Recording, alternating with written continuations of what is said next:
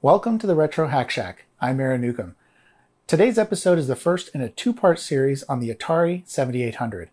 We're going to take a look at the history of the Atari 7800. When was it actually released, and who developed the Atari 7800? And then on part 2, I'll take a look at installing a mod so that you can connect it to composite video instead of using the internal RF modulator. So that's all coming up right now on the Retro Hack Shack.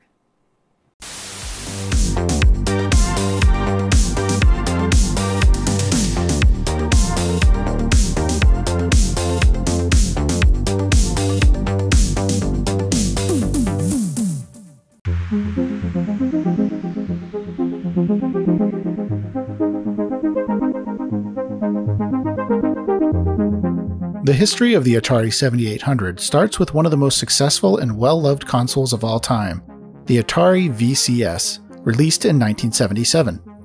This was my first game console and provided years of enjoyment. It wasn't until the release of the Atari 5200 Super System in 1982 that Atari changed the name of the VCS to the 2600. The Atari 5200, which shared some hardware design with Atari's 8-bit line of computers, was created in an effort to compete with the Intellivision and ColecoVision systems that offered notable improvements over the 2600 and were stealing market share. I've been comparing the exciting new Intellivision space game Star Strike with one of the most popular Atari games, Asteroid. Star Strike has moving images that make the game appear three-dimensional. Asteroids doesn't. And Star Strike features our most exciting visual effect, total destruction of a planet. This is what the other game offers, which is why, after Star Strike, Asteroids left me rather flat. Star Strike, new for Intellivision from Mattel Electronics. However, the Achilles heel of the 5200 was that it wasn't initially backwards compatible with the hundreds of games that worked on the 2600.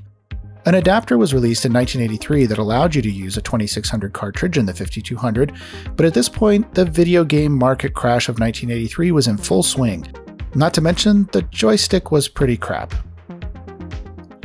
With lackluster sales of the Atari 5200, they were looking to fix some of those mistakes with a new system. They hired an outside company for the first time, General Computer Corporation, to design a system they were going to call the 3600 that would be compatible with the vast libraries of games that the 2600 offered, while offering better sound and graphics for new games. GCC was well suited to the task, as they had already been contracted by Atari to write several games for their systems already. And they were successful. In fact, you can see them here at one of their holiday partings handing out 7800s as a holiday gift. It was during this time that Atari was approached by a Japanese company named Nintendo to distribute their Famicom system in North America. Atari eventually decided not to go forward with Nintendo after a blow-up over Donkey Kong running on a Coleco Adam home computer at the 1983 CES show.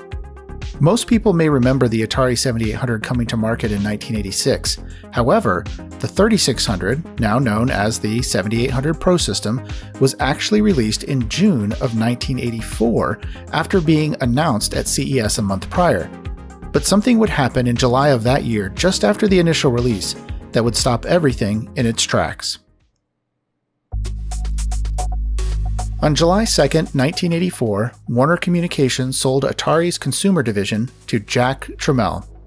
Jack was the founder and CEO of Commodore Business Machines and had left after a very bitter disagreement with the board of directors. Known for his heavy-handed approach at running companies, not dissimilar to other technology luminaries of the day, all projects were halted during initial evaluation period, and that included pulling the 7800 from the market. Apparently at this point, GCC had still not been paid for the development of the system. Since sales were halted and Jack Tramiel had just bought the company, there was a disagreement as to whether Warner or Tramiel should pay GCC what they owed. This delayed things even further, and the initial run of production units just sat on the warehouse shelves collecting dust. Finally, in May of 1986, the Atari 7800 Pro system was released for a purchase price of just $79.95. But also with a reduced marketing budget thanks to Tramiel. 13 games were announced at the system's launch: Ms. Pac-Man, Pole Position 2, Centipede, Joust, Dig Dug, Desert Falcon, Robotron 2084, Galaga, Food Fight, Ball Blazer, Rescue on Fractalus! Track and Field, and Xevious. The exact same games that were originally designed for the system several years earlier, but several of these still hadn't finished development. Meanwhile, the Nintendo Entertainment System and the Sega Master System were already selling well. By the end of 1986, the NES had sold 10 times more systems than the Atari 7800, having been released to select markets in the fall of 1985, but having a broad nationwide rollout in September of 1986. It was lucky that the 7800 was backward compatible with the same peripherals and the vast library of 2600 games, because the development of new games designed for the 7800 was very slow, sometimes going months without any new games coming to market. Fewer than 100 games were ever released specifically for the 7800. The joystick was simplified compared to the 5200, but came with 2 buttons instead of just one, which only a few games took advantage of. Interestingly, a gamepad was developed for the system in Europe which resembled the one used on the NES. The graphics and sound, while slightly improved compared to the 2600, didn't stack up well to the NES and Sega Master System. Just look at these commercials that were aired back-to-back in November of 1987 in preparation for the holiday shopping season. Sega challenges you with the ultimate video games. Games that'll blow you away, like Alex Kidd in Miracle World. And coming soon, Monopoly. Knockout games like Rocky. Gangster Town. Shift into more excitement with the arcade hit Outrun. Only on the Sega system. Sega, the challenge will always be there. Don Mallard, captain of the U.S. video game team. When I'm not going for high scores in the arcades, I'm home playing games on my Atari 7800. As an expert, I like the 7800 because there are great arcade hits like Mario Brothers and Donkey Kong Jr., adventure games like Impossible Mission, sports games like Hat Trick and Real Sports Baseball, action games like Desert Falcon and Karateka, and the 7800 plays all the 2600 games. As a consumer, I like the 7800 because most games cost under $20. The Atari 7800, the choice of the experts. Which one would you have asked for given this choice? However, if there's one thing the late 80s taught us, it's that things sell better when your ads have bad rap in them.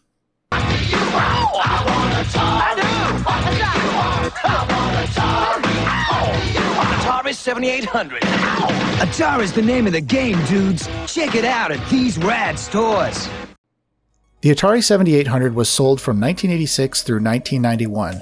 Surprisingly, the Atari 2600 was also still being produced, but at this point, the competition was very strong.